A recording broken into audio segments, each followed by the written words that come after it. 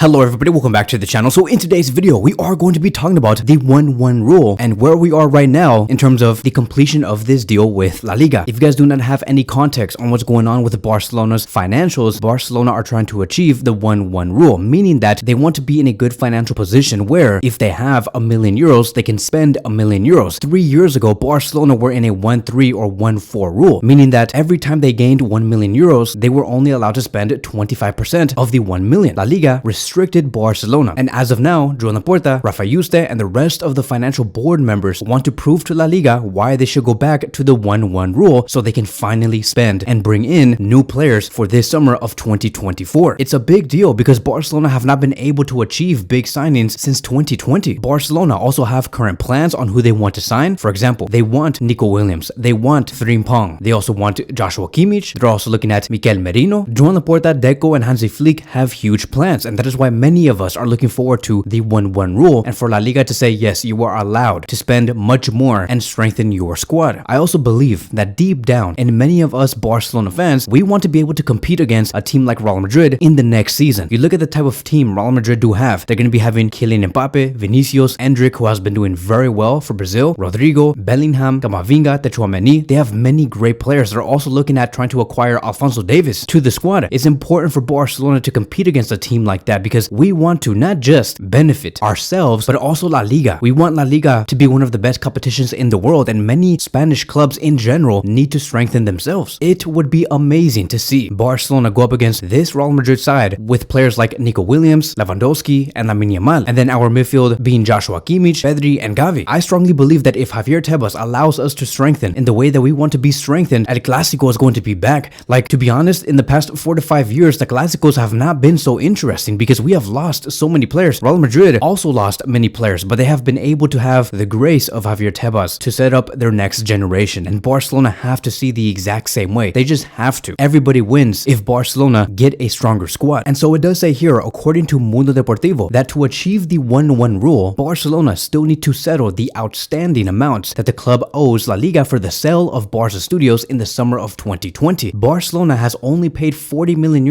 of the total €200 million from the deal. They still owe €40 million from the last summer, and now in June they need to pay another €60 million.